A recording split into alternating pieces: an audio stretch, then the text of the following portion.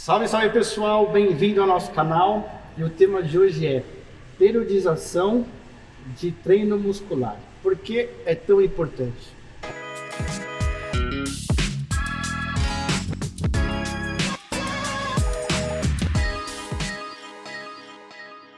Por que é tão importante a periodização e o que é a periodização no treino muscular? Vamos lá. Periodização é a organização da sua rotina de treino, mas não é basicamente uma troca de ficha que nem a gente acha que é dentro de uma academia. É a mesma forma que um engenheiro tem um projeto, a gente também tem que ter um projeto do seu treino. Então não é baseado assim na sua próxima troca de treino, é baseado num processo muito maior que a gente chama de macrociclo.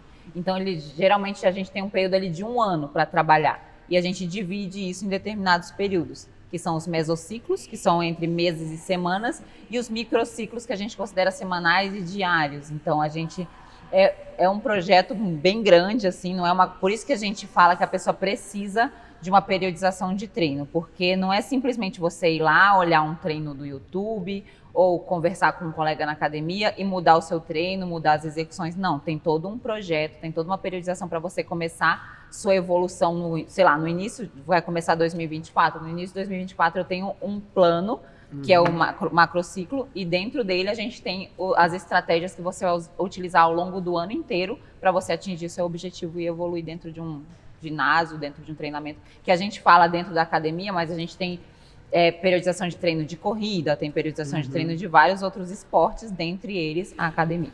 E aí quando a gente pensa na academia, especificamente na musculação, né, se a pessoa não tem essa periodização, ela estagna, mas estagna talvez uma evolução de emagrecimento ou de crescimento de massa muscular, ou ela não consegue talvez evoluir em carga, assim, o que acontece com a gente caso a gente não faça a periodização? Então, a ideia da periodização são inúmeras. Então, por exemplo, a gente considera aqui dentro o modelo de volume de treino, então se você vai conseguir progredir carga ou não, de que forma essa densidade do treino vai refletir no seu dia a dia. Então, são alguns processos dentro desse... A gente tem alguns modelos. O que a gente utiliza dentro de uma academia é o modelo ondulatório. Então, a gente tem 4 critérios básicos, que é frequência, densidade, intensidade e volume de treino. Então, a gente acompanha essas quatro vertentes para a gente poder dar continuidade no seu treino. Então, não é apenas, vamos progredir bíceps, rosca direta, vou aumentar de 2 para 3 quilos. Não, a gente tem uma progressão de carga em determinado período, dependendo da frequência que você tem, dependendo de quantas vezes você vai treinar aquele músculo. Então, é um passo a passo que você precisa acompanhar. Entendi. Então, caso, sei lá, eu tenho um sujeito que fez, como a gente falou no episódio passado, o treino na ABCD, que ele até consegue repetir aquela musculatura 2 vezes na semana, mas caso ele tenha um outro formato de treino em que ele só consiga uma vez, a periodização vai ser bem diferente. Exatamente. Cenários diferentes. Né? Aí o treino é porque, por exemplo, o macro a gente divide em 1 ano, mas o microciclo, que é a parte principal ali da sua rotina do dia a dia, você consegue dividir dentro da semana. Então, se você só vai 2 vezes na semana, sua progressão de carga vai ser menor, seu volume de treino vai ser menor. Então, você tem que acompanhar isso aos poucos, assim. A periodização é importante para você ter uma base, para você ver aonde você estagnou e passar para o próximo ciclo, entendeu? Entendi. E aí, como é que você tem essa sinalização do aluno? É uma coisa que já é meio pré-definida? Ou você vai sentindo, vendo a evolução desse aluno? Como é que funciona? Essa preparação, essa periodização, ela é feita identificando a necessidade de cada aluno. Então, a gente consegue identificar que ele conseguiu progredir determinado exercício, a gente vai progredir apenas a carga, a gente vai mudar o estímulo.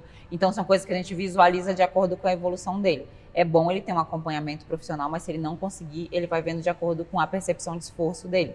Então, se ele consegue realizar as repetições, no treino dele está 15 repetições, ele consegue realizar de uma forma contínua, sem pausa, sem falha, ele pode aumentar esse volume de carga. E daí ele consegue ampliar a evolução dele em relação à progressão de carga, por exemplo. E se você puder trazer para a gente algumas dicas de como a gente consegue implementar essa periodização assim na prática, sabe? Aqui na vida real, com um aluno, uma aluna que está começando, está com aquela vontade, precisa disso aí. Que dica que você daria? A gente sabe que não é possível para todos os alunos a gente fazer um acompanhamento anual, né? Um processo muito específico para cada aluno. Então, a gente consegue fazer esses acompanhamentos de acordo com os treinos que eles têm dentro da academia, porque a gente sabe que nem todo mundo é acompanhado por um personal, então se baseia pelo treino que é trocado dentro da academia a cada 1, 2, 3 meses. O que ele consegue fazer é ir progredindo esse treino dentro desses 3 meses em relação à progressão de carga e volume. E daí, depois disso, se ele conseguiu progredir, aí ele solicita uma troca de treino e o instrutor vai auxiliar ele nesse retorno e acompanhar para ver o que ele evoluiu em relação a isso. Uhum. E aí, uma curiosidade minha, assim, que eu acho que também é uma curiosidade da audiência, essa periodização, ela também inclui, tipo assim, a evolução não só de carga, força, mas também de nível de treinamento. Quem sabe aqui dentro da academia a gente tem o treino, vamos falar assim, o padrão, que é no começo, depois a gente tem algumas estratégias, tipo treino de força, set, drop set. A periodização também lá entra nesse contexto, com esses exercícios diferentes? Sim, quando a gente recebe um aluno iniciante, tanto no personal quanto na academia, em sala, do modo geral, eles fazem exercícios muito básicos, muito padrão. Depois que ele passa por esse período de adaptação, provavelmente a gente vai incluindo alguns tipos de metodologia para ele ir evoluindo e entendendo em relação à consciência corporal, em relação ao nível que ele consegue, e daí ele consegue evoluir.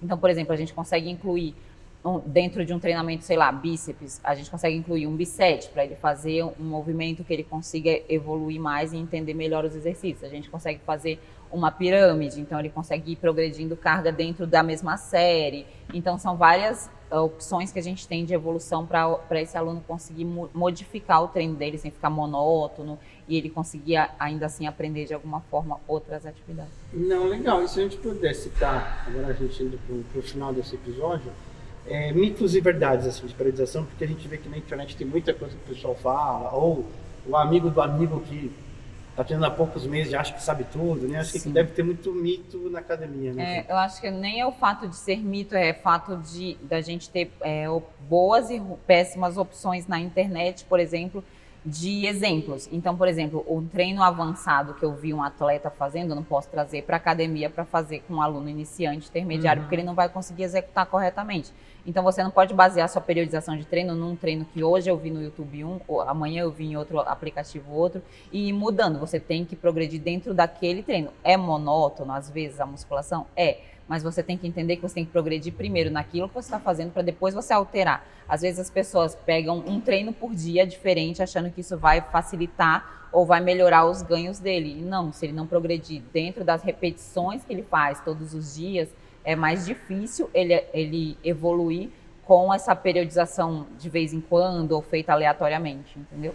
Entendi, que também acho que isso vai muito de biotipo, de indivíduo, né? Exatamente.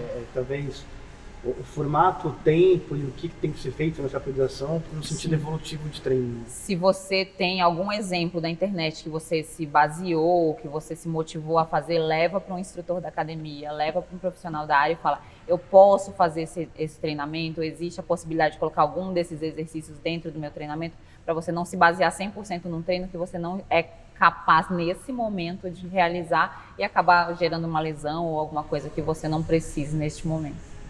Entendi. Bom, acho que já deu para ter uma boa ideia, né, pelo menos aí de entrada de periodização, o que é a periodização, né, e como é que funciona. Pessoal, acho que desse tema é isso, né, mais um episódio do seu canal de conteúdo. Thaís, nos ajude com o fechamento. Se você gostou desse conteúdo, curte, comenta, compartilha e ativa o sininho de notificação. É isso. Valeu, pessoal. Até a próxima.